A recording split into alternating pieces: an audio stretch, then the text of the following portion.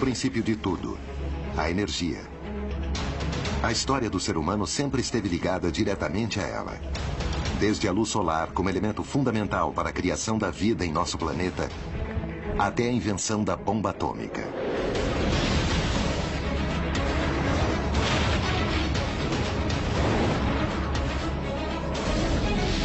O ser humano aprendeu a explorar a energia, mas nunca imaginou que sua própria avareza o levaria a uma situação insustentável e sumamente perigosa.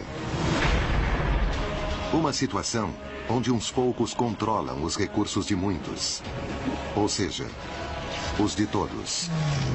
Há muito dinheiro em jogo e, portanto, muitos interesses. A cobiça teria impedido o maior desenvolvimento tecnológico e energético.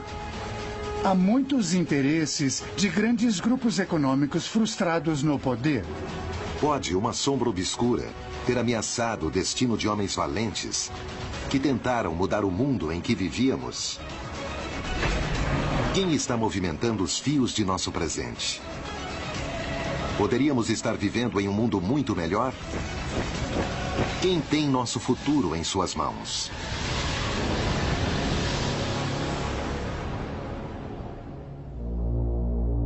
Tentaram enclausurar nosso conhecimento.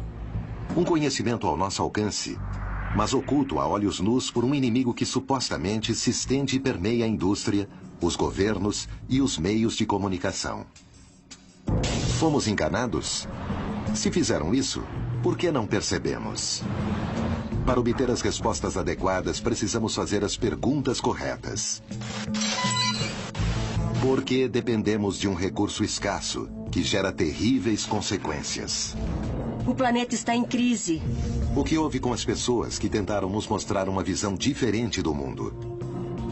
Vários homens lutaram e continuam lutando contra a incompreensão, a inveja e as ameaças e a sua privação de liberdade.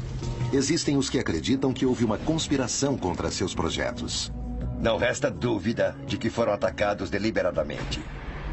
Em suas vidas, pode estar a chave do que aconteceu com eles e do que está acontecendo conosco. Mentiras, traições, sabotagem e morte. Esta é a história dos sonhos e invenções de pessoas que enfrentaram os maiores obstáculos. E de pessoas que, como nós, talvez vivam enganadas sem saber. Mas, sobretudo, é a história do principal suspeito na sombra. O poder por trás da energia. Power.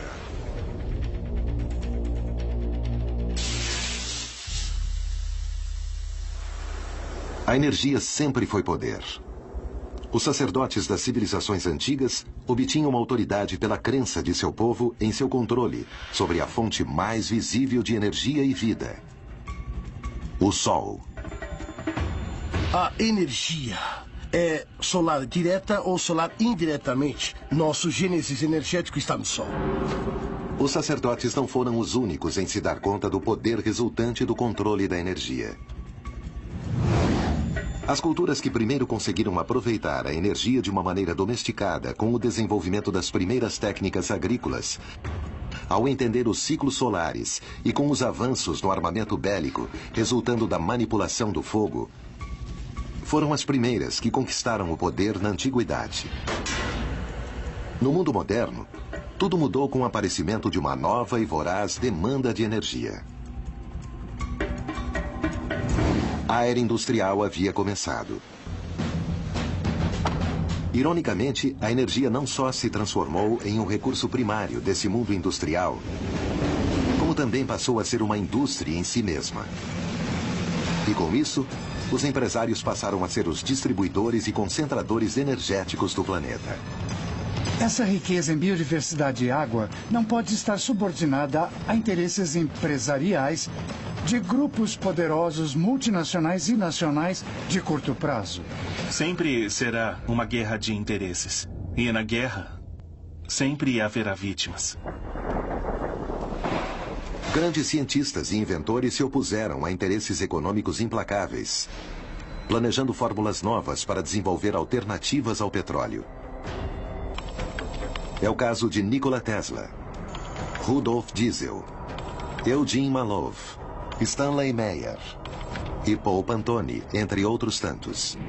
Todos eles têm uma visão à frente de sua época e com o desejo de fazer avançar a sociedade em direção a um futuro mais limpo e mais justo. Desde a transmissão sem fio de energia até o uso de combustíveis alternativos, esses homens dedicaram suas vidas a buscar as soluções para os problemas que enfrentamos como sociedade.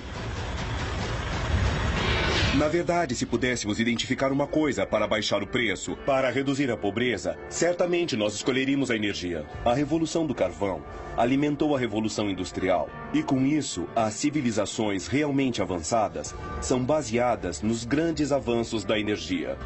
O tema da energia em nível mundial está ganhando uma importância cada vez maior no século XXI. O que está em jogo é nem mais nem menos que a sobrevivência da humanidade. Estamos simplesmente sendo os cúmplices desse capitalismo global e das empresas transnacionais, que estão provocando um problema de iniquidade gigantesco no mundo todo e que, se isso continuar, as tensões podem ser crescentes e chegar a um momento crítico que acho que ninguém quer.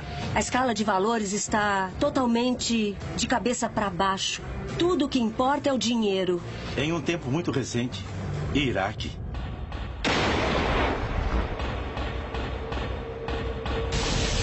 No entanto, existia uma pessoa que estava convencida de que manipular a energia não era uma arma de controle, mas a promessa de um mundo melhor.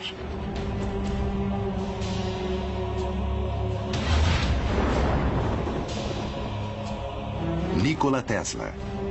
Quando chegou aos Estados Unidos, o mundo estava a ponto de mudar para sempre. Como se fosse um presságio, seu nascimento foi durante uma tormenta elétrica.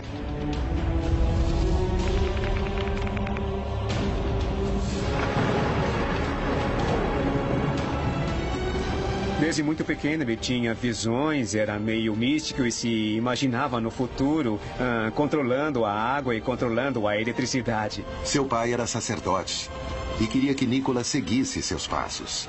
Ele entrou em crise e esteve a ponto de morrer. Não permitiam que ele sonhasse. Intransigente com a vocação do filho, seu pai fez então um juramento. Se seu filho sobrevivesse, permitiria que ele estudasse engenharia. Tesla ouviu que se ele se recuperasse, poderia fazer o que ele desejasse. Então tomou a decisão de estudar engenharia. Tesla não era uma estudante comum. Logo se destacou. E seus professores não entendiam a sua capacidade de realizar operações de cálculo avançado em sua mente. Essa mente poderosa o levou a vislumbrar o futuro. Durante uma visão, Tesla desenhou um diagrama de sua invenção na areia. Logo nasceria a corrente alternada, algo que usamos todos os dias no mundo todo para transmitir a luz elétrica.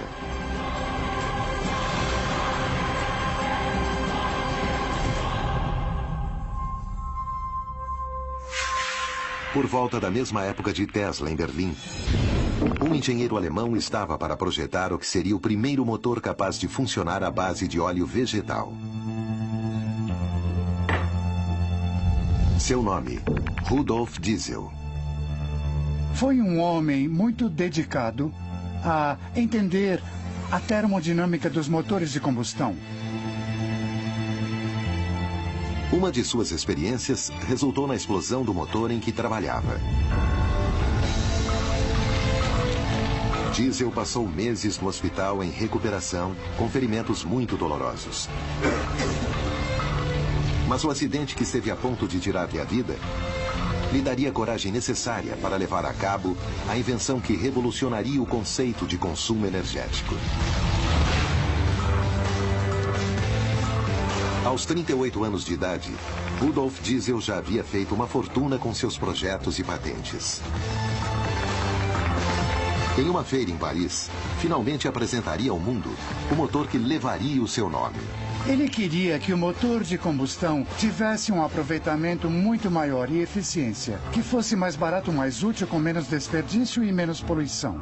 Lamentavelmente para Diesel, seus interesses chocariam com dois poderosos adversários: a indústria incipiente dos combustíveis fósseis e o governo alemão, que temia que os projetos do pesquisador pudessem cair nas mãos da Inglaterra. As mentes brilhantes sofreram perseguições, sofreram boicotes. Seriam esses inimigos capazes de detê-lo? Durante séculos, aquelas mentes que ultrapassaram os parâmetros da ciência conhecida foram repudiados, em especial por aqueles instaurados no poder. Inclusive Galileu, que é considerado o pai da ciência moderna, que morreu em prisão domiciliar, cego e julgado pela Igreja por sua convicção de que a Terra girava ao redor do Sol. Quantos foram os cientistas censurados e quantos terão perdido a vida por isso? Fazem artificialmente que pareçam que essas coisas estejam fora de hora. São realizadas através de agentes humanos e às vezes com práticas argumentáveis, controvertidas e que às vezes levam a essas tragédias. Muitos homens perderam a vida pelo simples fato de estarem a serviço do conhecimento da humanidade. Parece que desconhecemos bastante sobre as tecnologias que nos rodeiam e seus criadores. Aos que estão no poder não convém que sejamos informados. São os mesmos que impedem o desenvolvimento de certas invenções. Os casos a seguir, se estiverem certos, mostrariam uma realidade arrepiante. As teorias de Malov, Meyer e Pantone não são mencionadas em quase nenhuma das faculdades de engenharia do mundo. E por esse motivo, seus trabalhos são praticamente desconhecidos. Em outra faculdade, na Universidade de Utah, Estados Unidos, em fins dos anos 80, uma dupla de cientistas, Martin Fleischmann e Stanley Pons, afirmavam que haviam conseguido produzir energia de qualidade a partir da fusão a frio. Um professor egresso do Instituto de Tecnologia de Massachusetts, Eugene Malov, não só apoiava a teoria, mas também assegurava que as notícias ridículas que suas experiências sofreram da mídia eram devido a interesses mais poderosos do que o bem-estar da humanidade. Na ciência existem os que a desqualificam que é impossível obter resultado. E principalmente os que a desqualificam são os físicos nucleares, os que têm milhões e milhões de dólares em investimentos públicos do Estado, das universidades para construir reatores nucleares. Malov era professor de jornalismo científico da Universidade de Boston e no Instituto de Tecnologia de Massachusetts. Quase toda sua carreira foi dedicada à pesquisa de fontes alternativas às tradicionais que usamos hoje. Seus avanços eram vistos como a solução energética do mundo. Malov iria se transformar em vítima das notícias ridículas por parte da comunidade científica apenas por divulgar a fusão a frio. Querem nos tratar como crianças e nos fazer crer que avanços como a fusão a frio são coisas que só existem na ficção científica. Contemporâneo de Malov, há quase 3 décadas em Ohio, um inventor surpreenderia o mundo com um simples vídeo amador. Este é o desenvolvimento de células de combustível de água que podem ser usados em carros experimentais. Stanley Meyer dizia ter inventado uma máquina que só precisava de água para conseguir o hidrogênio, usado como combustível. Suas pesquisas surgiram da preocupação que causou o embargo do petróleo de 1973 por parte dos Estados Árabes aos Estados Unidos e seus aliados. O que eu vejo é que a maioria das pessoas é muito egoísta. Havia literalmente filas de pessoas tentando abastecer seu veículo com gasolina. Os brasileiros foram testemunhos de como isso afetou seu país na década de 70, a ponto de ser o estopim para que o Brasil buscasse uma solução nos biocombustíveis. Até 1975, o Brasil dependia exclusivamente de importações de petróleo para manter seu sistema de transporte e indústria funcionando. A crise do embargo propiciou, no caso de Meyer, um patriótico desejo de buscar uma alternativa consistente aos combustíveis fósseis, dos quais já se sabia que não poderíamos depender por muito mais tempo. Nesse caso, depois de muitos anos de ser renegado com seu desenvolvimento, conseguiu legalizar patentes. Uma vida de luta. E ele seria reconhecido como inventor do ano pela prestigiosa edição do Who's Who in America. Stanley Meyer podia rodar até 150 quilômetros com 1 galão de hidrogênio sem poluir. Seu veículo impulsionado por água, na verdade, parecia uma espécie de Volkswagen. Era como um carro velho. Mas, basicamente, ele descobriu a forma de produzir combustível. Era hidrogênio, mas combustível a partir da água. Segundo Meyer, ele havia conseguido separar o hidrogênio do oxigênio na molécula de água, para posteriormente queimar o hidrogênio e fazer funcionar seu motor com um impacto quase imperceptível ao meio ambiente.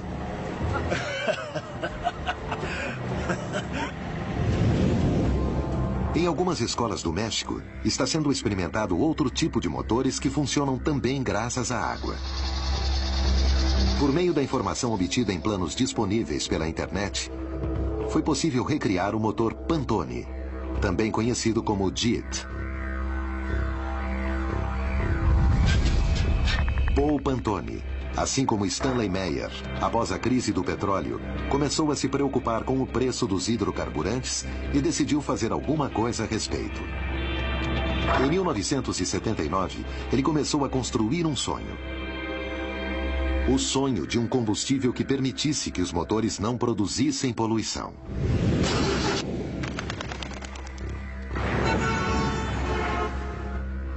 It is a miniature refinery, like I said, that atomically breaks down all the fuel in the chamber so that it's all used as energy, with no pollution. No início dos anos 80, ele terminou seu primeiro protótipo funcional do JIT, o Global Environmental Energy Technology. Está funcionando. O negócio por trás da energia poderia ser afetado por essas mentes brilhantes que tentaram mudar o mundo. Sabotagens, conspirações, torturas psicológicas. Quando o poder se sente ameaçado, apela para qualquer recurso, desde que mantenha seu domínio, inclusive a morte. A avareza dos poderosos fez com que a exploração da energia entrasse em crise. Ameaças, traições e atentados impediram que os projetos em prol de um mundo melhor fossem realizados. Estaremos a tempo de reverter esse rumo trágico?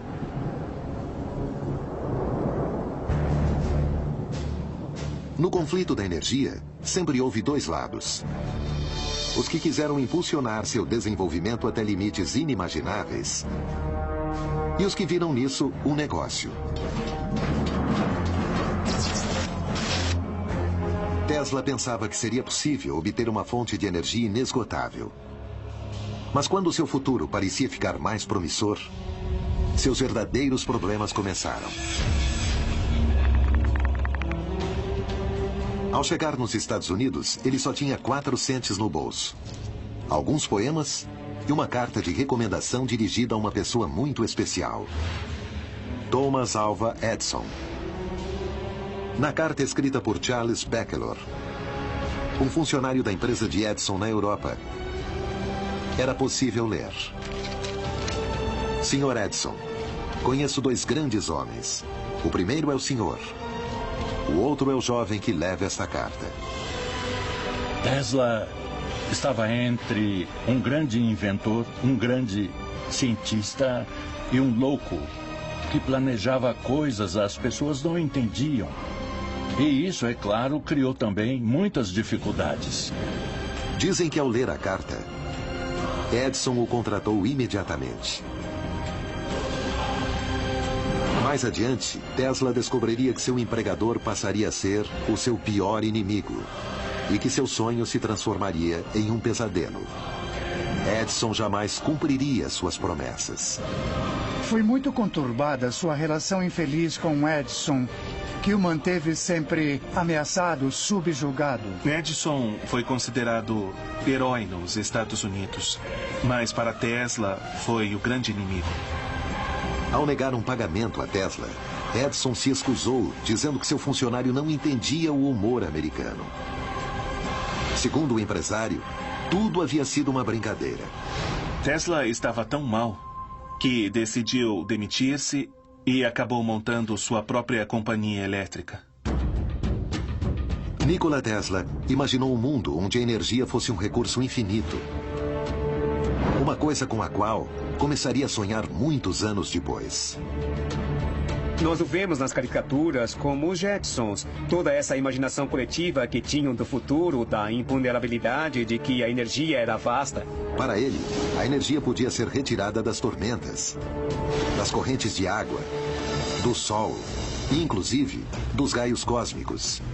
Essa energia poderia ser transmitida de maneira sem fio a qualquer dispositivo receptor. Veículos, casas e eletrodomésticos seriam alimentados sem a necessidade de baterias, cabos ou qualquer combustível. Tesla entendeu a energia como um elemento ao nosso redor, que podia ser transmitida e recebida através do espaço, não necessitando, inclusive, de condutores como o cobre. Seu sonho era poder aproveitar uma energia livre, sem barreiras e inesgotável.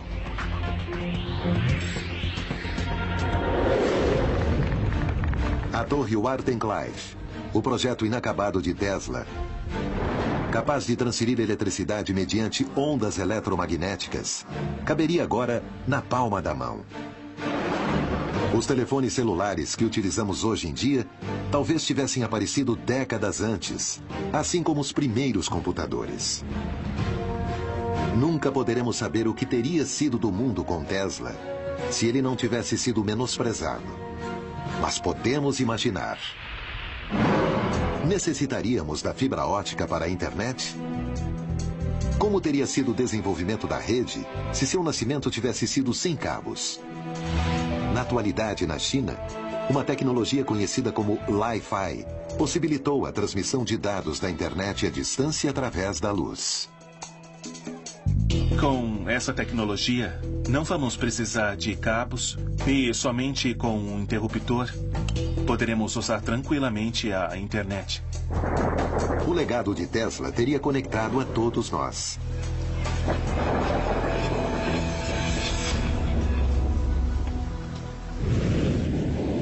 Há casos similares ao de Tesla na América Latina, como o do psicanalista brasileiro Norberto Kepp. Esse pesquisador, assim como Tesla, acredita que a energia é algo que nos rodeia. Ele disse que o vácuo é repleto de energia.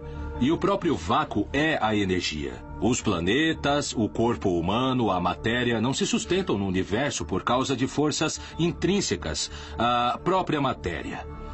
Mas seriam sustentadas por uma energia que envolve a matéria. Dois engenheiros, César Sous e Roberto Frascari, decidiram pôr a revolucionária teoria do Dr. Kepp em prática, fabricando um motor muito versátil, que utiliza a energia que se encontra no ar e a matéria para o seu funcionamento. O motor Kepp pode substituir qualquer tipo de motor. Os que funcionam com velocidade, os que funcionam lentamente, os que têm maior torque, os que têm baixo torque e sempre com uma eficiência superior. Um motor que vai economizar de 70% a 90% da energia de que o Brasil precisa. O que é que impede ou evita que o motor Kepp seja conhecido e receba maior apoio? Agora nós fazemos isso com nossos próprios recursos e é muito difícil a gente conseguir sócios ou investidores nesse sentido, porque há muitos interesses envolvidos. Imaginem quantos interesses, quantas empresas, quantas multinacionais estariam envolvidas. Parece que as dificuldades encontradas por esses pesquisadores são sempre as mesmas.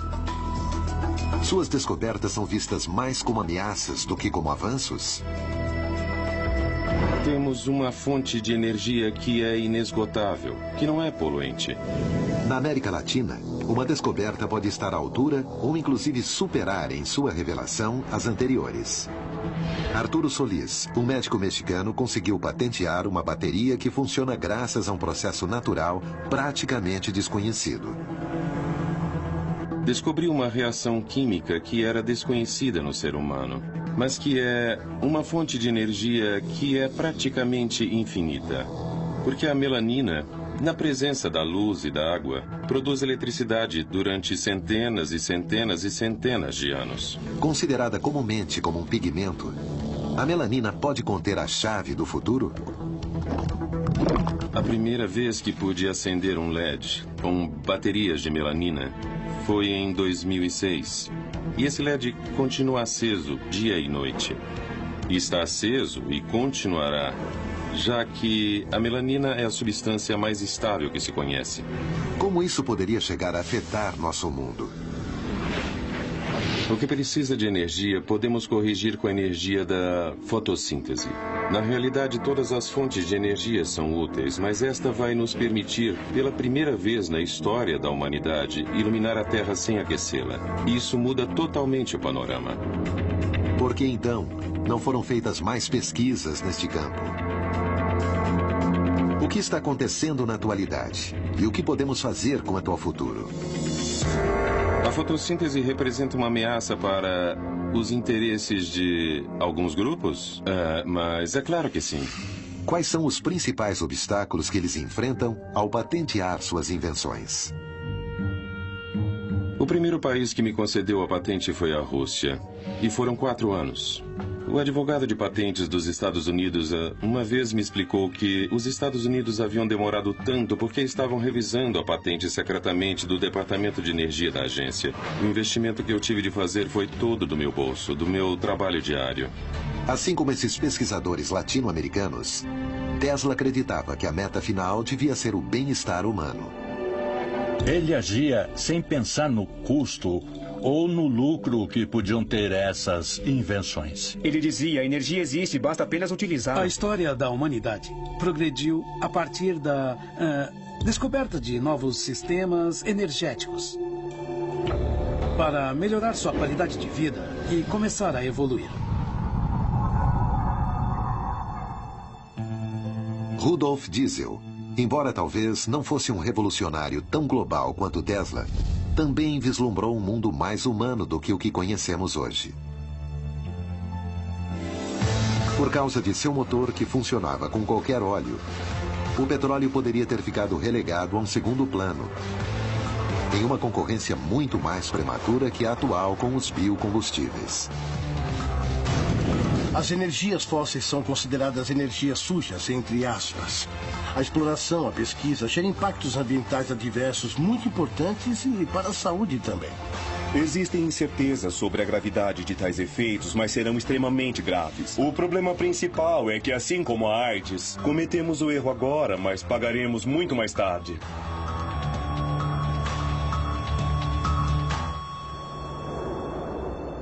Antes de morrer, Diesel prognosticaria o seguinte: o uso de óleos vegetais como combustíveis pode parecer insignificante hoje. Mas esses óleos podem se transformar com o tempo em combustíveis tão importantes quanto o petróleo ou o carvão o são em nossos dias. O próprio Diesel chegou a fazer alguns ensaios, alguns testes com o óleo de amendoim. O mundo de Diesel teria sido similar ao Brasil atual. Com uma matriz energética diversificada e balanceada entre os hidrocarbonetos e os biocombustíveis. Nós temos a produção de combustíveis líquidos como etanol, como biodiesel, que são produzidos dessa forma sustentável. Indubitavelmente, se diesel tivesse recebido o apoio de quem precisava, teria transformado o uso da energia, porque teria utilizado óleos vegetais em vez de petróleo. A atividade agrícola teria sido impulsionada, seguramente, pela natureza do combustível. Estaríamos utilizando o carvão do presente e não o carvão do passado. E, além disso, teríamos um nível de poluição muito menor. Entrada da fábrica. Para entender o presente e poder planejar o futuro, primeiro devemos conhecer o passado. O nosso passado é obscuro. A energia significa poder fazer as coisas. E todo mundo precisa dela, a quer e a deseja. O historiador e político inglês Lord Acton disse certa vez: O poder corrompe, e o poder absoluto corrompe absolutamente. Ninguém encarnaria melhor o conceito de poder absoluto que J.G. Rockefeller e seu monopólio energético, a Standard Oil Company. Uma corporação que nunca mais foi vista, capaz de controlar todo o mercado sozinha. O mercado do petróleo. O ouro já não era dourado, mas negro. Rockefeller tem a visão de criar a Standard Oil. E, finalmente, depois de alguns anos, se transforma em um monopólio. Esse monopólio entrou em conflito com as leis dos Estados Unidos. E foi empresa em várias empresas. Essas empresas, posteriormente, mudaram de nomes e surge então a Exxon, Mobil e Chevron. Posteriormente, foi acrescentada a Shell. Embora nem todas tenham a mesma origem, elas passaram a ser chamadas genericamente as Sete Irmãs porque eram realmente as empresas que moviam o mundo do petróleo. Pouco tempo depois do surgimento da indústria petrolífera, nasceria outra indústria energética, a elétrica. E dois homens se apropriariam dela, Thomas Alva Edison e J.P. Morgan. Edison fundou a Edison Electric Light Company, que logo se chamaria General Electric, com a ajuda de alguns dos homens mais poderosos dos Estados Unidos. A General Electric é a única empresa das 12 originais do Dow Jones que aparece na atualidade depois de 117 anos. Forbes a considera a terceira maior empresa do mundo. Além de inventor, Edison foi um homem com uma marcante visão empresarial. E as ideias de Tesla bateriam de frente contra a dele, e, sobretudo, contra a ideologia de Morgan. Ele se importava apenas com o dinheiro e o poder. Tirava do caminho todo aquele que o atrapalhasse. Uma guerra estava a ponto de começar. A Guerra das Correntes. Edison e Morgan estavam dispostos a tudo para dominar o mercado. Mas Tesla lutaria para impor suas ideias. Diesel também decidiu enfrentar o poder, algo que poderia ter lhe custado sua própria vida. Quando o invento vai contra seus interesses, a máquina que domina a energia é capaz de tudo. No entanto, pesquisadores como Tesla e Diesel lutaram para impor suas ideias revolucionárias para melhorar o mundo, pondo em risco suas carreiras e suas próprias vidas.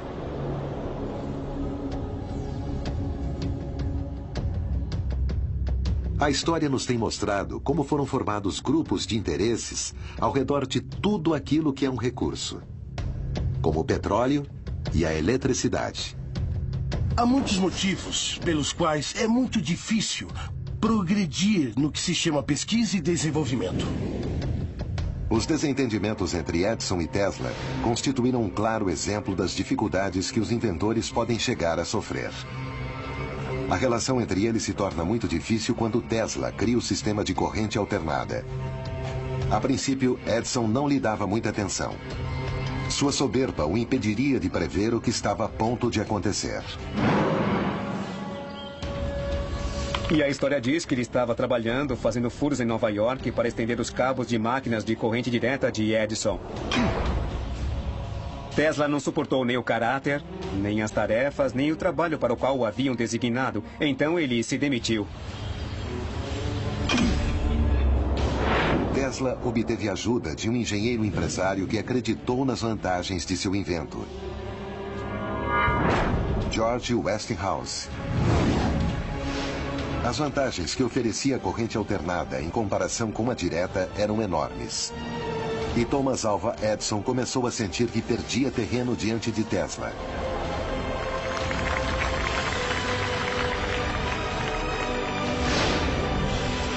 Então começou a criar publicidade negativa sobre o invento de seu rival, executando animais em público para difamar a corrente alternada. O que Edison fazia era terrivelmente diabólico. Ele eletrocutava animais ao vivo, em público, assim como uma espécie de circo.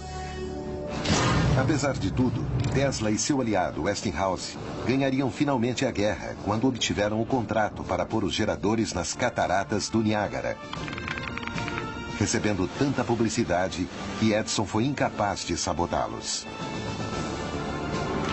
Conta-se que, até 1910, 1912, o Comitê de Prêmio Nobel de Física havia postulado a Edison e a Tesla para o Prêmio Nobel de Física.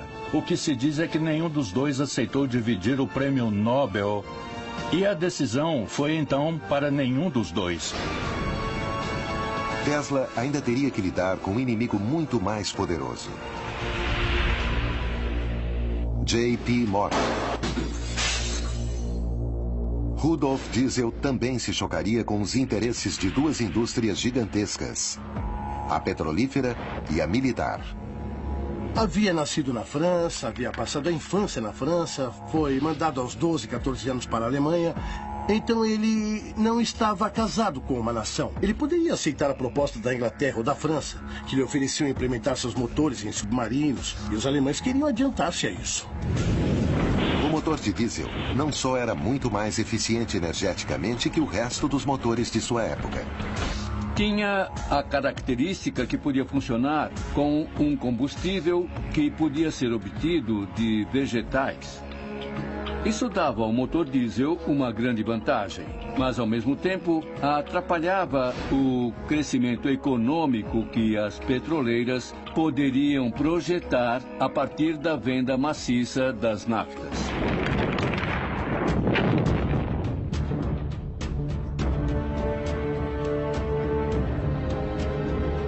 A Primeira Grande Guerra estava a ponto de ser conflagrada, e os interesses pela produção de motores eficazes para caminhões, tanques e barcos eram prioritários.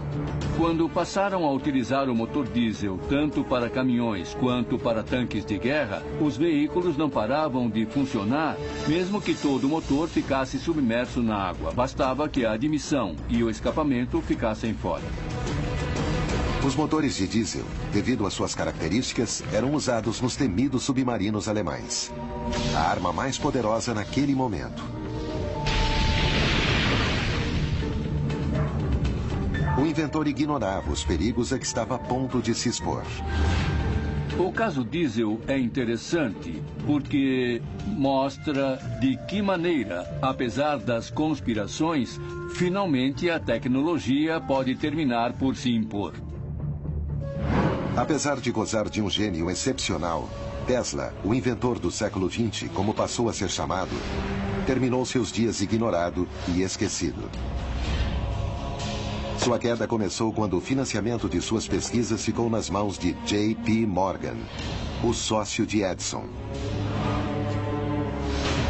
Morgan percebeu o potencial que tinha a transmissão de ondas de rádio e decidiu financiar Tesla em seu projeto de construção da torre Wardenclyffe. Mas Tesla não só queria transmitir ondas de rádio com a torre, mas também eletricidade sem fio, capaz de ser usada por qualquer um, onde quisesse. Isso chocava diretamente com os interesses de Morgan. Como isso interferiria em seu negócio? Morgan tinha um monopólio sobre o cobre com que eram fabricados os cabos. De nenhuma maneira iria permitir que a pesquisa de Tesla progredisse. Ao ficar sabendo das intenções de Tesla, J.P. Morgan detém imediatamente o financiamento e logo a torre é demolida, prejudicando a reputação de Tesla para sempre. Além disso, seu laboratório foi saqueado e seus planos desapareceram.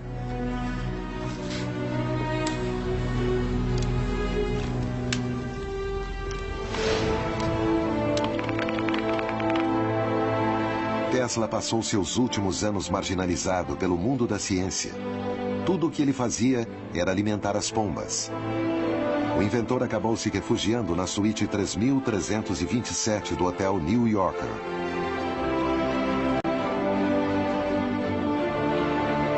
Aos 86 anos de idade, morria na suíte do hotel, completamente sozinho. Em tal condição, falecia um dos mais brilhantes cientistas contemporâneos.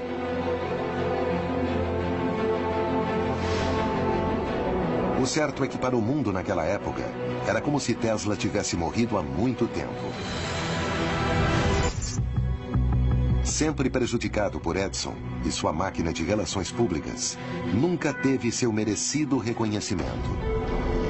Poucos dias depois, uma camareira o encontra morto no hotel de Nova York onde vivia e liga para o FBI. Naquela época, Hoover era o diretor do FBI e ele ordena que todos os pertences de Tesla sejam recolhidos imediatamente. E desde aquele momento, tudo relacionado a Tesla passa a ser top secret nos Estados Unidos, inclusive seu nome. Isso nos ocultou o verdadeiro alcance de seu legado. Tesla ficou totalmente ignorado. Ele saiu dos âmbitos universitários, acadêmicos, teóricos, filosóficos, não aparecia. Até que outra vez, estendendo sua pesquisa, e a importância de tais pesquisas é que outra vez voltou a nascer um mito e a história desse gênio da humanidade. Na era da informação, é cada vez mais fácil ter acesso ao conhecimento. Talvez hoje, o encobrimento não seria tão simples quanto antes. Já não se pode enganar todas as pessoas o tempo todo. Bem, também não se pode adiar e frustrar uma contribuição valiosa para sempre. Antes de morrer, Tesla disse enigmática e profeticamente: o presente é deles, mas o futuro pelo qual realmente trabalhei é meu. A quem se referia Tesla quando disse eles? Nunca saberemos se eles tiveram algo a ver com os misteriosos eventos que ocorreriam com diesel.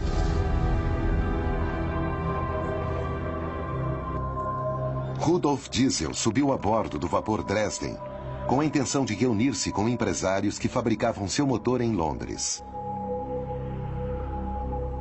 Naquela noite, jantou no restaurante do barco e retirou-se ao seu camarote por volta das 10 da noite, pedindo que o chamassem às 6h15 da manhã do dia seguinte.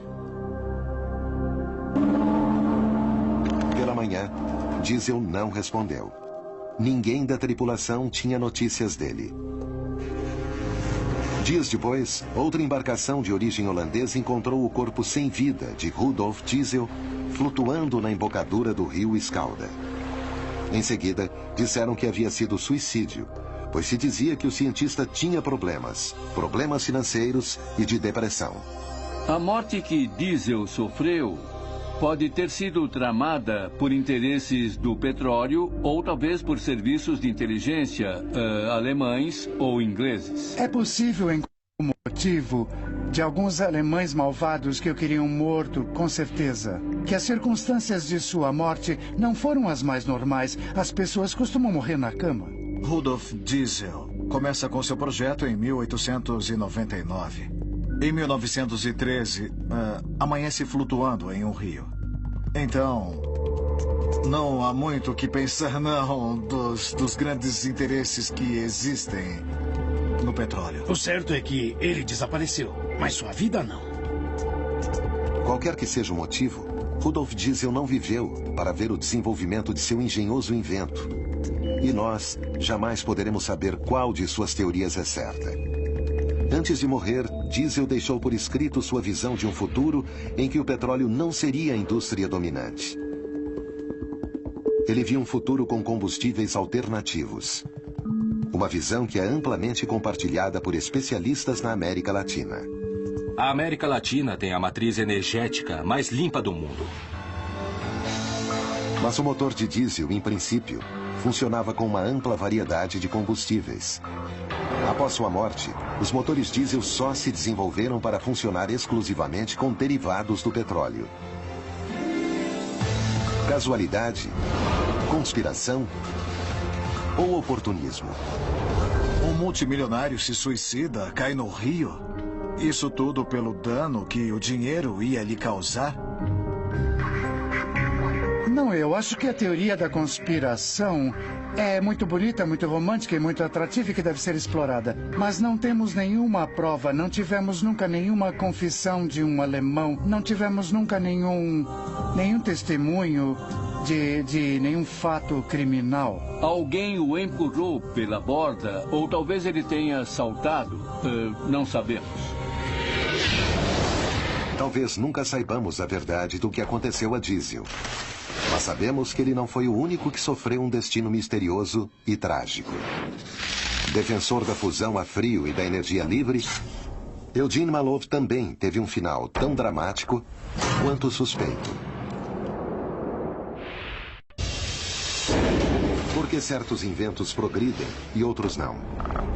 O que há por trás das mortes de alguns pesquisadores? A história da energia está marcada por traições, sabotagens, vítimas fatais e uma grande dúvida: quem controla realmente nosso destino? O poder que as grandes indústrias energéticas controlam conta com uma capacidade econômica descomunal. Seríamos capazes de reagir contra uma máquina assim? Pode alguém demonstrar sua existência? Eu acho que é uma conspiração contra o interesse do público em geral. São essas empresas que consideram que há uma conspiração que vem de fora e de que tentam realmente mudar as coisas ou buscar fontes renováveis de energia. A indústria de hidrocarbonetos tem uma grande vantagem hoje em dia. O campo não está bem nivelado. Favorece uma indústria que já existe há muito tempo e está trabalhando para manter esse poder. O que pode fazer um único indivíduo contra uma máquina assim tão grande e eficaz? É provável que esse indivíduo não consiga mais do que acabar na falência, desacreditado. Eugene Neff Malov tentou reverter a forma com que concebemos a produção energética. O futuro era, segundo ele, a fusão a frio, uma reação nuclear à temperatura ambiente, onde dois núcleos atômicos se fundem para formar um maior, liberando uma grande quantidade de energia. Isso supõe uma fonte de energia inesgotável, econômica, limpa e ao alcance de todos. Malov defendia a fusão a frio conseguida por Stanley Pons e Martin Fleischmann. No ambiente universitário, etc., foi uma grande comoção. Em condições diluídas e com um sistema muito doméstico, eles conseguiram demonstrar e publicar que se gerava uma energia com um fenômeno de fusão de hidrogênio e hidrogênio a hélio, mas que ocorria em forma diluída, com os hidrogênios que estavam na água. O mundo, asseguravam, seria um lugar completamente diferente. Uma dona de casa seria capaz de produzir em seu lar uma enorme quantidade de energia de forma segura, barata e limpa. Seria como ter um reator nuclear, do tamanho de uma caixa de sapatos, abastecendo a todas as necessidades de uma família média.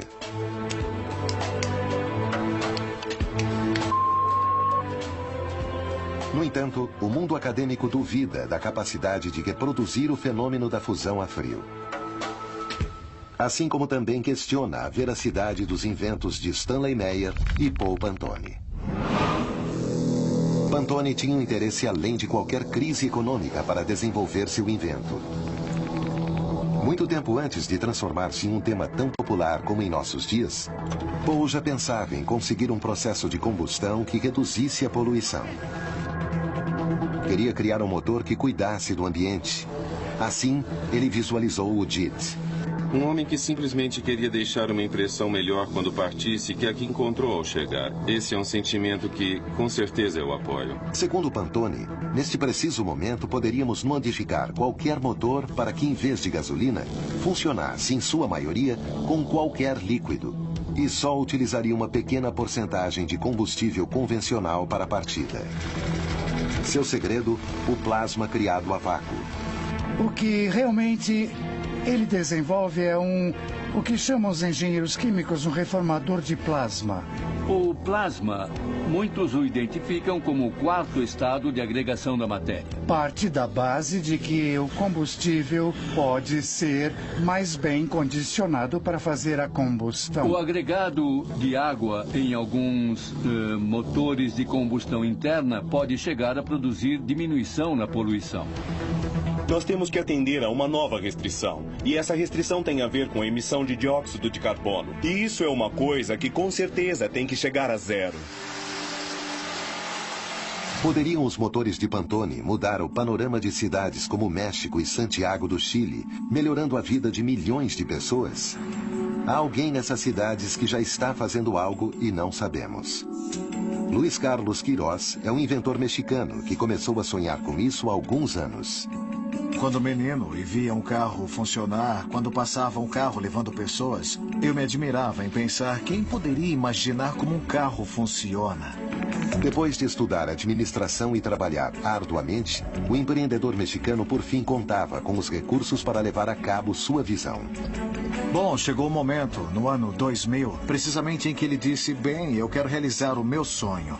A primeira coisa que queríamos fazer era um transporte público onde se levasse as pessoas, mudando o famoso bicitaxi por um veículo elétrico, já que o trabalho dos bicitaxis é um trabalho totalmente desumano. São 8, 10 horas, naquele pedacinho, sentado. E além disso, levando 200 quilos, pelo menos, é desumano. O carro Q finalmente estava pronto. Seu projeto era simples e prático. Por que então as autoridades não deram maior impulso a esse invento, que parece resolver uma problemática tão evidente? Os diferentes governos no México não demonstravam interesse em desenvolver energias sustentáveis. Falam de ecologia, mas a realidade é que quando nos aproximamos desses não, é melhor procurar outro empreendedor que invista. Por não haver leis para veículos elétricos, logicamente eles não podem circular antes que saiam as leis. O que é ridículo. O que impede que governos levem a cabo políticas para favorecer o meio ambiente de forma sistemática e mais eficiente. São setores inicialmente conservadores e que precisam fazer políticas de incentivo para que se decidam a fazer os investimentos para que aquela tecnologia mais eficiente de fato aconteça com os benefícios para a sociedade. Deve haver governos que estejam gerando normativas, benefícios para que as empresas invistam e também para dar lugar aos empreendedores. O tempo do governante é de 4, 5, 8 anos no máximo. Nesse tempo, ele necessita de renda rápida. Não lhe importa que dentro de 15, 20, 100, 1000 anos se deva estar pagando ainda os passivos ambientais e sociais que foram gerados por essas rendas que ele captou. Aqui está a incoerência dos tempos do governante, dos tempos da política, dos tempos da natureza.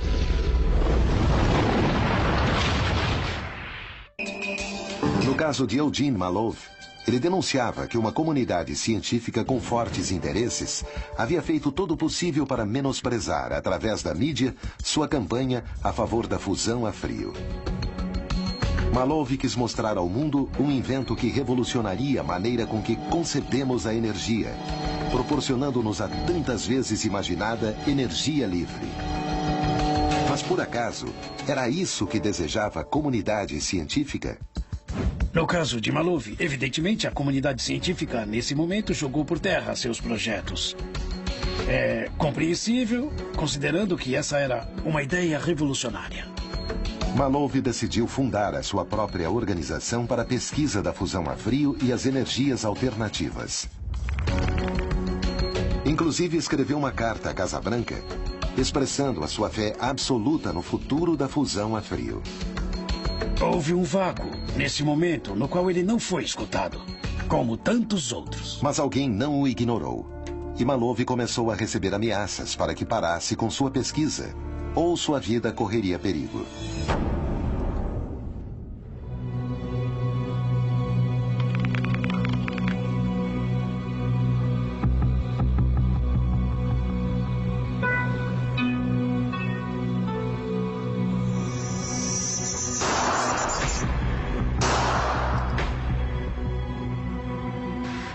Eugene Malov foi assassinado a sangue frio.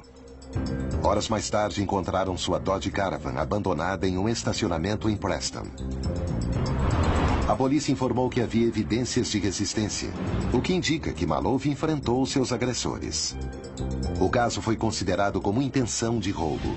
Será casualidade que nada da casa tenha sido roubado? Seus avanços eram vistos como a solução energética do mundo e por motivos desconhecidos, ele foi morto.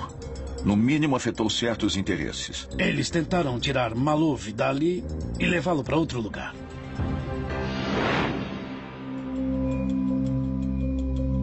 Atualmente são realizadas diversas experiências vinculadas à fusão a frio até por parte da própria NASA.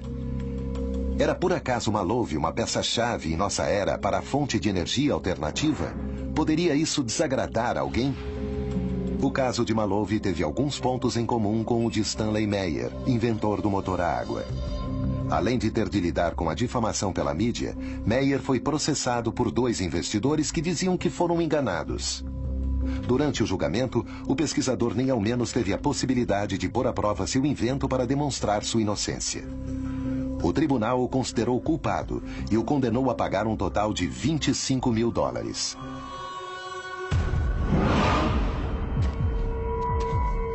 Segundo Meyer, um personagem obscuro, representando interesses do Oriente Médio, aproximou-se dele com uma proposta. Ofereceram a extravagante soma de $1 bilhão em troca da venda da sua patente para, em seguida, fazê-la desaparecer. É difícil falar porque você pode pensar também que não desenvolver uma tecnologia nova, você pode estar deixando de ter um mercado novo de um produto com um valor superior e que você poderia, inclusive, ganhar mais. Mas para Meyer, sua invenção do motor a água era um aporte para a humanidade, não um negócio. Assim, ele recusou as ofertas. A partir daí, Meyer denunciou que recebia ameaças telefônicas. Estaria alguém se empenhando em evitar que suas descobertas ficassem conhecidas? Muitas o vídeo que tecnologias Stanley foram Meyer usou criadas para de mostrar maneira à simples sociedade para seu invento aproveitar a energia rapidamente deu a da volta ao água. mundo. Por exemplo, essa tecnologia está aproveitando o poder que a água nos oferece. Este injetor de água que nós vemos aqui hoje nos dá uma forma muito econômica de conversão e faz com que um automóvel convencional funcione com água normal. Todas as grandes empresas, os grandes interesses nunca tocaram o coração para defender a vida de um ativista ou de um inventor. São perseguidos, assediados e mortos. O motor a água, criado por Meyer, poderia ter revolucionado o cenário energético mundial. Talvez por isso seu desenvolvimento foi truncado pelo dramático destino de seu inventor.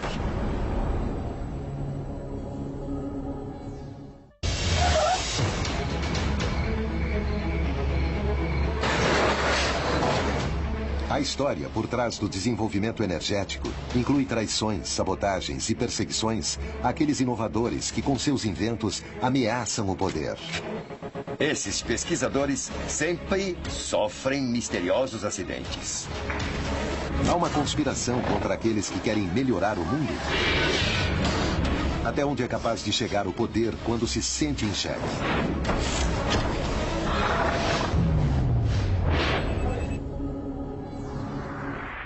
Stanley Meyer propunha o uso de um simples adaptador para abandonar os hidrocarbonetos por completo.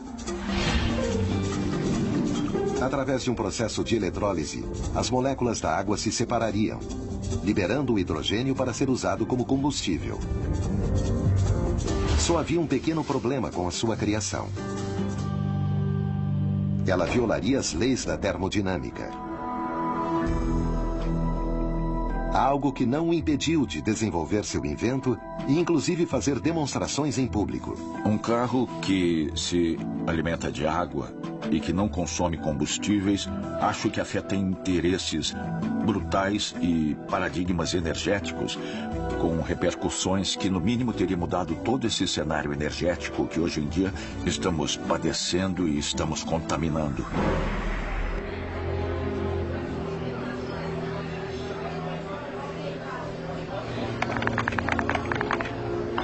Stanley Meyer jantava em um restaurante em Grove City quando se encontrava à espera de uma reunião com investidores belgas.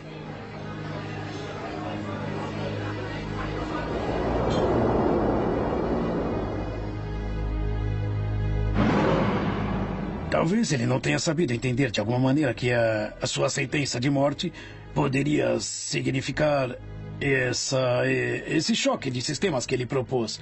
Foi um erro, talvez político. De acordo com a versão dada por testemunhas, em pleno jantar, Meyer sentiu-se sufocado.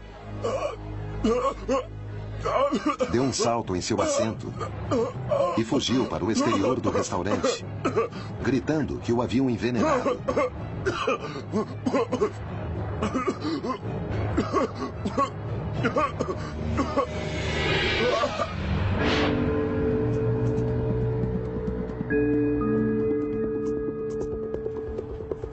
Os clientes e empregados do lugar o encontraram morto no estacionamento.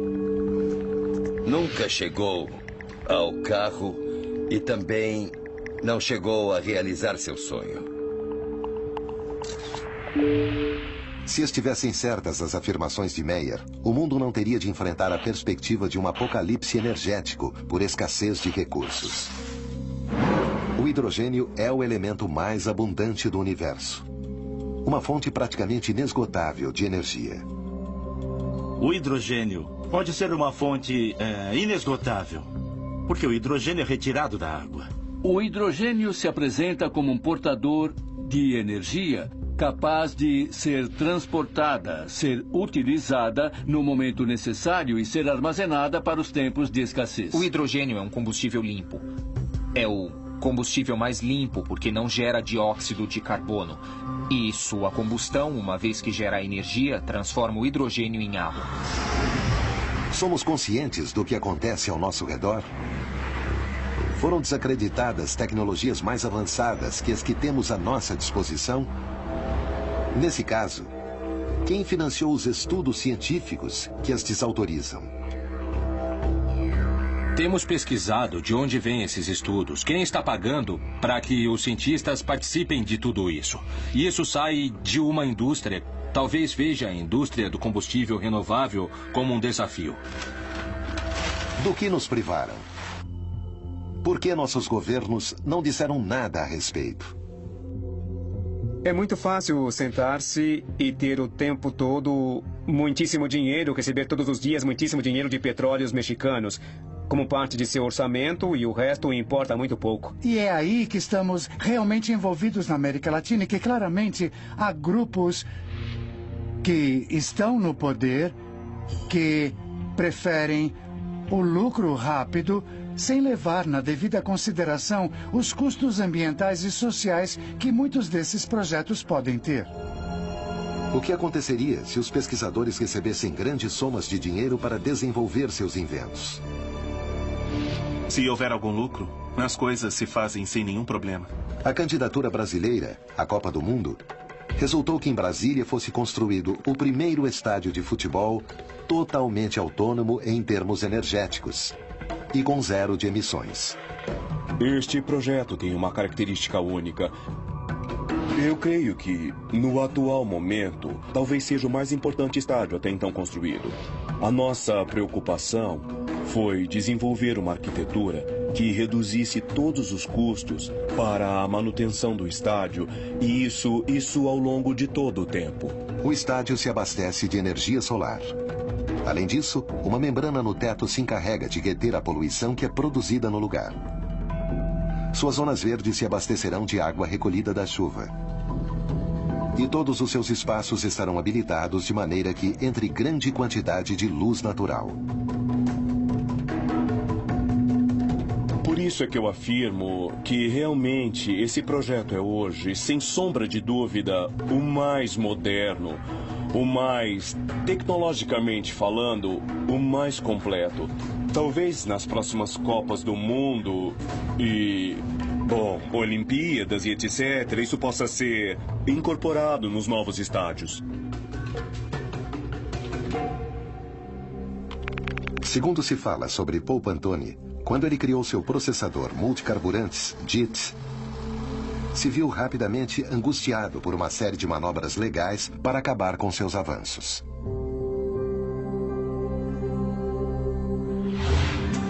Seu pai foi o primeiro a adverti-lo sobre o risco que ele corria. Pantone chegou à casa de sua família com um carro cujo motor havia sido modificado por ele.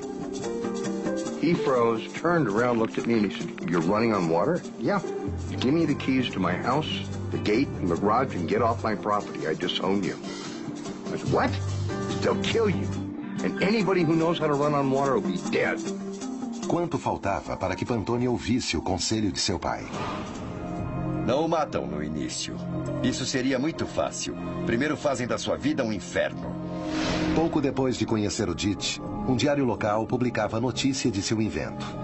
De acordo com o relato de Pantone, um ano mais tarde ele recebia a chamada de um representante de uma empresa petrolífera do exterior que exigia a venda dos direitos de seu sistema. A recusa de Pantone transformaria sua vida em um inferno. So I called the same newspaper, or the TV reporter up at the news station, and I said, I have a story better than yesterday's. I've got ex-governors and I've got other people on tape-recorded phone calls threatening my life. They're going to murder me if I try to pursue my dreams. He said, Mr. Pantone, I don't know anybody that would like to cover that story, because if we do, we will never have a job again. O dinheiro da conta dele desapareceu misteriosamente. Durante os anos seguintes, várias propriedades de seu negócio imobiliário foram vandalizadas. Paul Pantone conta que posteriormente receberia um novo telefonema aterrador. Com o apoio de seu filho, resolveu fazer frente a muitas das ameaças e impedimentos legais que puseram em seu caminho. Mas ainda não sabia que o pior estava para acontecer. A história diz que seus sócios acabaram enlameando a empresa em desenvolvimentos não muito santos.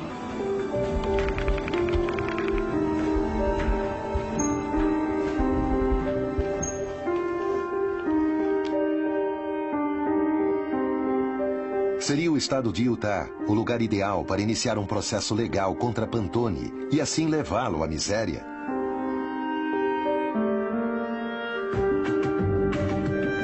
Imediatamente o privaram dos seus direitos civis. Tesla, Pantone, Diesel, Malov, Meyer. Valeu a pena o esforço desses homens em enfrentar as adversidades ou os inimigos que se opuseram aos inventos revolucionários e que alcançaram seu objetivo obscuro? A energia sempre foi um recurso-chave na história do homem. No entanto, tecnologias que melhoram seu uso muitas vezes são menosprezadas pelos que controlam a indústria. Vivemos em um engano monumental. Após criar um revolucionário motor ecológico, Paul Pantone conheceria na própria carne o perigo de ameaçar o poder por trás da energia.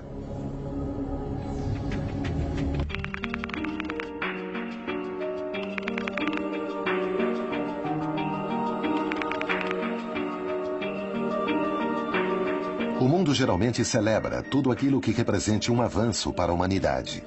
Os inventores mais criativos, no entanto, muitas vezes são dificultados no desenvolvimento de suas obras. O primeiro problema que tem os sonhadores, eu diria que é...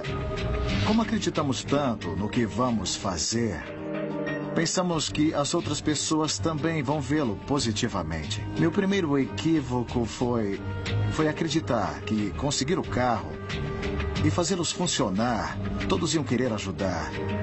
E todo mundo ficaria feliz. Na verdade, o que necessitamos é de um grande salto. O que necessitamos são milagres energéticos. E quando uso a palavra milagre, eu não quero dizer que seja impossível. O que eu estou falando é que nós precisamos desse grande salto imediatamente. No México, José Antônio Urbano Castelán trabalha no campo da energia solar para alcançar esse nobre objetivo. Gosto de um reator nuclear que se encontra a 150 milhões de quilômetros e que nós chamamos de Sol. Por que, se no México temos tanto Sol, não exploramos como tal? Sim, temos muito petróleo. É verdade que extraí-lo nos custa $3 e podemos vendê-lo a 90. Mas é um recurso finito e que contamina. Pensemos que, por exemplo, uma única hora de energia solar tem a energia necessária para abastecer o mundo todo por 1 ano. É verdade que não temos nem o conhecimento nem a tecnologia para aproveitar essa energia. Por isso, a palavra-chave é inovar.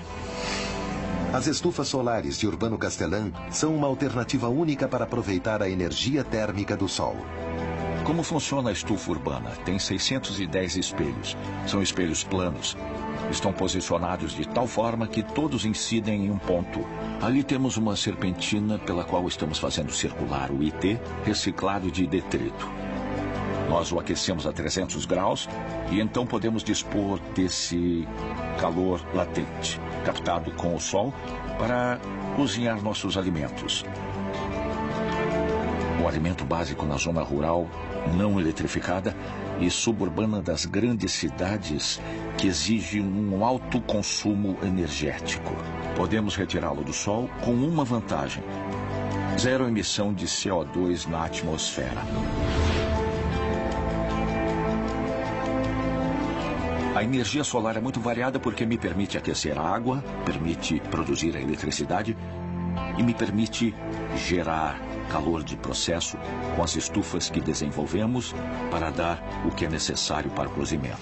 A crise climática é cada dia mais evidente. O que falta para que se faça uma advertência definitiva sobre o perigo que isso representa para o homem? Temos um panorama de água contaminada, temos um panorama de solos contaminados e se permitirmos que contaminem a água e o solo, permitimos que se contamine o alimento. Não é uma especulação. Já existem muitos dados técnicos. O cenário otimista seria que a sociedade em geral tomasse consciência e dissesse: embora eu tenha hidrocarbonetos, não posso continuar queimando-os e vou passar para as transições energéticas nobres, porque cada vez somos mais, cada vez consumimos mais energia e cada vez estamos extraindo mais recursos não renováveis. Por que achamos que temos o direito de retirar tudo hoje? E por que achamos que temos o direito também de contaminar a água e o solo de todos os seres humanos que vêm daqui por diante nessas zonas mineiras? Quem nos deu esse direito? Esses são os elementos de reflexão de que necessitamos. Devemos insistir que, contra a mineração, os efeitos da contaminação em escala humana são para sempre. O petróleo, o carvão, o gás natural foram uma revolução na época da Revolução Industrial. Não são mais. Este é o momento de gerar uma nova revolução. Temos que gerar a revolução do século XXI, que é a revolução da sustentabilidade. E quando falo disso, falo da sustentabilidade econômica, social e, naturalmente, de um novo sistema energético, que esteja baseado no uso das energias alternativas. Paul Pantone também imaginou um planeta diferente, onde os carros funcionassem com o DIT, o seu sistema. Este adaptador seria capaz de fazer funcionar qualquer veículo com 80% de água como combustível. Mas o sonho de Pantone se transformou em pesadelo. Isso de poupar 80% de combustível, quando eu, petroleiro, fiz meus grandes investimentos e estou fazendo perfurações, acaba com meus esquemas de recuperação de investimento. Então começo a subjugar Pantone como um louco para que sua ideia comece a afundar. Os testemunhos próximos a ele contam uma experiência arrepiante, talvez a maior de todas. A forma pela qual foram tratados, a forma com que Paul Pantone foi tratado, para mim, é uma abominação. Seu destino foi o pior lugar em que um homem pode terminar. Um hospital psiquiátrico. Os médicos determinaram que deveriam medicar Pantone. Durante 3 meses, ele deveria receber fortes psicotrópicos com a desculpa de voltar a deixá-lo competente, segundo eles. Na luta para libertá-lo, foram apresentadas 2 provas psiquiátricas que confirmavam sua estabilidade mental. Soube que não consideraram as provas e nem ao menos teve uma legítima defesa. Pantone estava definitivamente condenado. Well, I'd broken my foot about the 3rd month I was there. And instead of fixing it, they just put me in a wheelchair. When I couldn't walk anymore, that was it. Put him in a wheelchair. Still didn't want to fix it. They drilled out every tooth. Then they had to go in and cut the gums. And when they saw teeth growing in again, they got really upset. So then they took me to a surgeon, and they ground down the bone, and then sewed it all back up. Ele sofreu muitas pressões e várias torturas psicológicas. E terminaram fazendo com que ele merecesse o lugar onde estava. Embora resistisse e não tomasse seus medicamentos por temer ver afetadas suas faculdades mentais, o futuro de Pantone se desenhava nele. Pressentia que não ia durar muito mais tempo. Toda a esperança parecia perdida. Finalmente, seu filho David conseguiu chamar a atenção de um senador. Ao ver a falta de assistência médica e as condições em que Pantone se encontrava, o congressista entrou imediatamente em ação.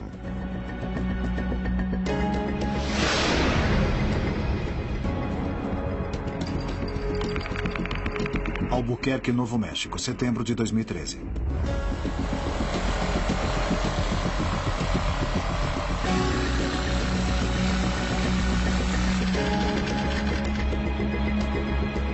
Isso vai na minha mesa, no lado direito.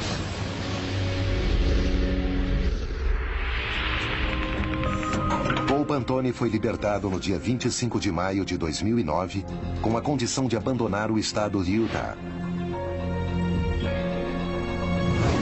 Eu me senti traído. Contratei um advogado após outro. Passei por 12 ou 13 advogados. Todos levavam o meu dinheiro. Diziam que me representariam, mas depois voltavam e me diziam: a única forma de representá-lo é você me dar sua patente.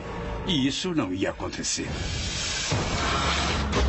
Enquanto a crise climática cresce, o poder por trás da energia usa todos os seus recursos para manter seu domínio. Qual é o caminho para sair dessa encruzilhada? Quem são os novos pesquisadores? E o que estão fazendo para mudar o mundo? Eles sabem que arriscam tudo, inclusive suas próprias vidas? A história da energia esconde sabotagens, traições e mortes duvidosas. Certos inventos são consagrados enquanto que outros caem no esquecimento. Quem são os pesquisadores que, apesar de tudo, lutam contra o poder, embora suas vidas estejam em risco? Pantone, Meyer, Malov, Diesel e Tesla parecem ter vivido na própria carne a presença do poder. Nunca poderemos ter a certeza. Seremos nós também vítimas, sem saber? O que nós podemos fazer se o poder por trás da energia é tão grande? Ou só nos fizeram acreditar nisso? Temos menosprezado nossa capacidade de conseguir mudanças? E o papel dos cidadãos é fundamental. Nós precisamos entender que as pessoas têm o poder, o povo é quem tem a última palavra. Temos que conseguir maiores fundos para a pesquisa. Necessitamos dos incentivos do mercado. Necessitamos difundir a mensagem. Um avanço energético, com toda certeza, é o mais importante. Nunca antes foi mais fácil conseguir isso. Graças a tecnologias digitais, o fluxo de informação é tal que a censura é praticamente impossível. Mas entre tanta informação, onde procurar? Por onde começar?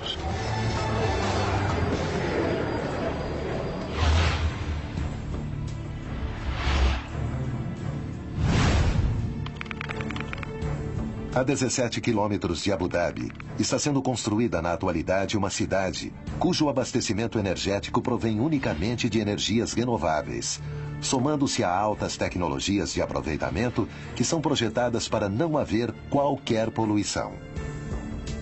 Exemplos como o da cidade de Masdar seriam muito interessantes se pudessem ser reproduzidos em todo o mundo.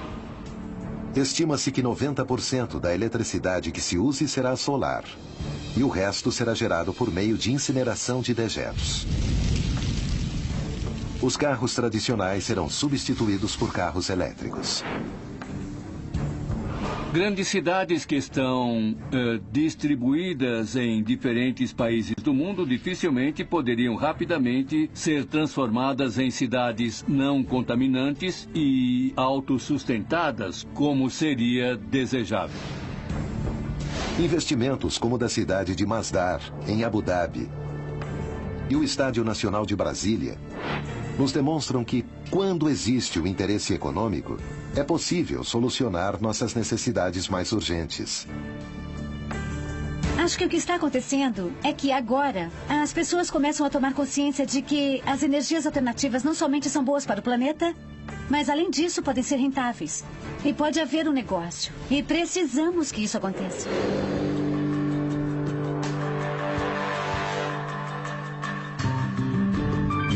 Estamos às portas de poder conquistar essa massa crítica.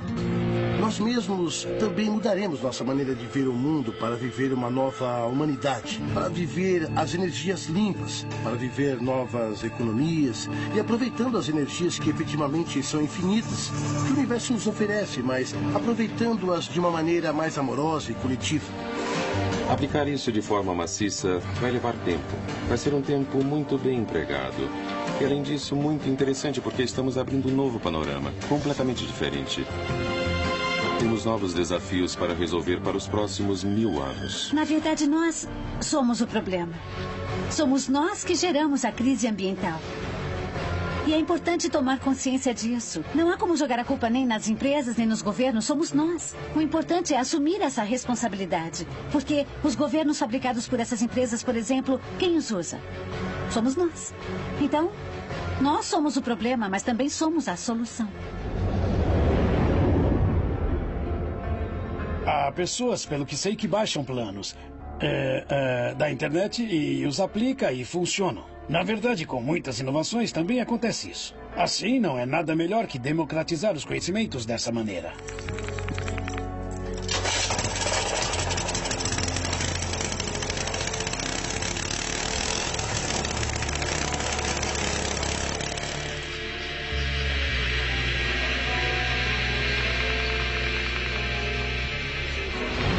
Todos esses inventos, muitos dos quais podemos baixar hoje através da web, não mostram outra coisa além da grande capacidade criativa do espírito humano de melhorar a qualidade de vida. E isso se faz a partir de ideias, desenvolvimentos, alguns dos quais chegam a um porto seguro e se transformam em verdadeiras realizações tecnológicas. Felizmente, o futuro que Tesla, Maloof, Diesel, Meyer e Pantone vislumbraram poderia estar cada dia mais perto de ser realizado. A Tesla Motors produz na atualidade veículos elétricos de alta gama. Mas o desejo dessa empresa, criada em homenagem ao homem que mais lutou para pôr a energia ao alcance de todos, é chegar ao mercado maciço com um automóvel de preço acessível. Poderíamos estar diante da fagulha que dispara a revolução que Nikola Tesla sonhou mais de um século atrás.